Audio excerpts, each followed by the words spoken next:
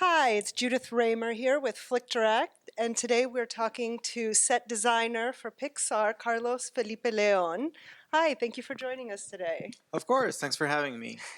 Well, I want to talk to you about your latest film, Onward. How much of this story was flushed out when you came aboard, when you Um, started working on it, rather? yes, I felt very fortunate because when I came or when I started working on the film, even though there were a lot of parts of the film that weren't truly fleshed out, I felt like the emotional core of the story was already there.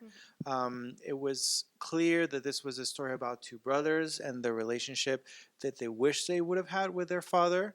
Um, so I think that a movie's in a very good place whenever that's figured out because when you know what the film is about or what the emotional core is, you can work all the other stuff around it. So I felt like it was in a very good place. So did that help inform the worlds that you were creating, and what did you find most challenging in doing so? Yes, I think it was very helpful because we were also very aware of the emotional evolution that the characters had to go through. There were parts where things are going well and things are working well. There are parts where they fight with each other. And so knowing where those emotional beats land is very helpful because we can do everything to support that with the sets and the kinds of obstacles that they'll have to face and challenges. So yeah, that's really helpful. That's interesting because it almost parallels the two worlds that you were bringing together.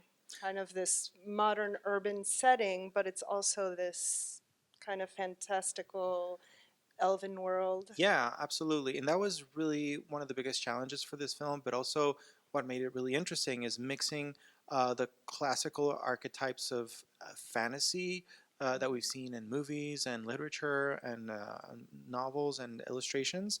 Um, and I find the take on this film to be really interesting, where uh, they mentioned that heroic sort of fantasy as a historical past that's just been left behind.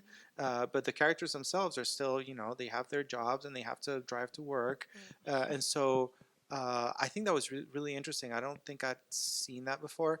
But definitely mixing those fantasy elements with the suburbia, like modern suburbia, was definitely a challenge because those two things are in opposition. So it was very hard to have those two things coexist, be interesting and entertaining, but also not cancel each other out.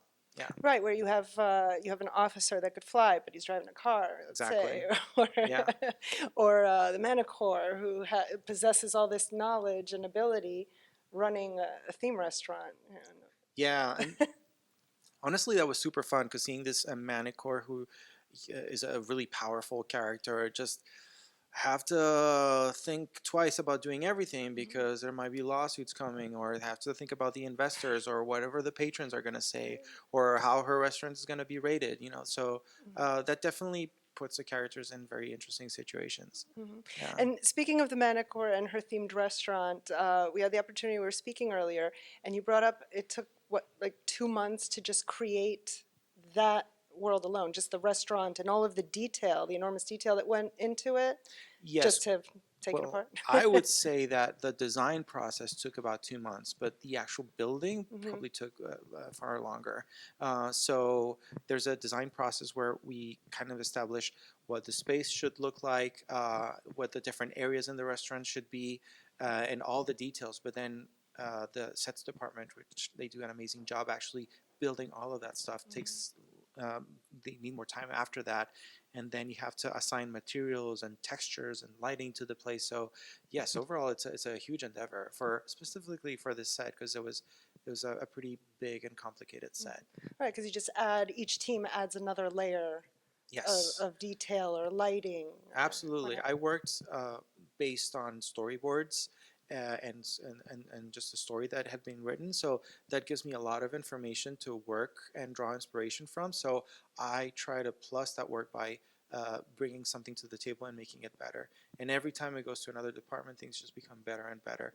Sets take the designs that I provide, and they turn it into something that looks fantastic with a lot of detail and believability. And then everything is shaded, and the materials are there, and then everything is lit. So it's great. It's a great feeling where when we feel like we're heading towards a common goal, and everyone is just contributing to get there, and it looks better and better every time. So that's great. Yeah. For our fans and aspiring animators, tell us a little bit of how you came to work on Onward, or how you even came to Pixar. It was a bit serendipitous, or Yeah, well, I think I'm originally from Colombia, and I've always loved animation from when I was little. But back then it was kind of hard to think of how to get there.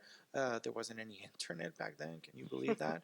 And But yeah, I mean, I think it's important to just do the work. I think there's Mhm, really no shortcuts, and some things are just about mileage, and you need mhm, to draw and draw and draw, and the more you draw, the better you'll become.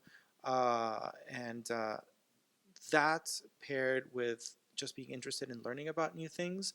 Uh, for this film, for instance, I had to learn a lot about architecture and things that I didn't know before. So just being very open to learning new things and just doing the work mhm, makes you ready, but then you need an opportunity. And sometimes, it's good luck, but you have to like seize those moments, and it just works out. I started working at Pixar 2.5 years ago, and I feel very fortunate for that. I didn't think I'd end up here.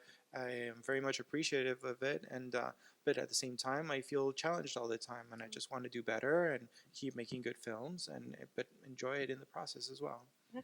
And you've worked on so many great films, and now you've had this spectacular film that's about to come out. People are just now getting to know about it. And up next, you have another great project coming up as well. Yes, I Soul. had the chance to work on Soul, which is also coming out later this year in Mhm, June, and that was another fantastic film for me. I'm very proud of it, and um, every film is very different, and I love them for different reasons. Yeah.